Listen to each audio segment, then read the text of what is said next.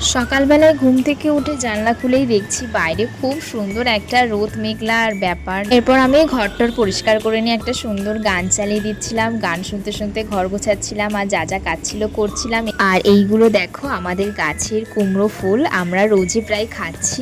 আর এরপরই না হঠাৎ করে মানে খুব জোরে বৃষ্টি চলে আসলো, তো আমরা সবাই মিলে বসে বসে বৃষ্টি দেখছিলাম। আর আজকে আমাদের বাড়িতে মা বানাচ্ছিল মায়ের হাতে স্পেশাল ঘরোয়া বিরিয়ানি। এটা খেতে তো আমার জাস্ট অসম লাগে। আর এরপর খাওয়া দাওয়া করে আমি আজকে দুপুরবেলা ঘুমাইনি, আমি একটু বসেছিলাম ছাদে গান শুনছিলাম। আর আমার সাথে গুগলু বসেছিল, ওর ঘুমানোর স্টাইলটা দেখো কিভাবে শুধু ঘুমাচ্ছে। সন্ধ্যের দিকে বানিয়েছিলাম একটু লাল চা, তো চাটা খেয়ে নিয়ে গেছিলাম দিদির বাড়িতে। দিদি ফোন করেছিল, তো সেখানে গিয়ে কিছুক্ষণ গল্প করলাম। জেঠি আবার ওদের গাছের পাকা পেঁপে কেটে দিয়েছে, পেঁপেগুলো খুবই মিষ্টি ছিল আর আমার পাকা পেঁপে খেতে খুবই ভালো লাগে। তো আজকের দিনটা এভাবেই কাটলো। তোমরা সবাই ভালো থেকো।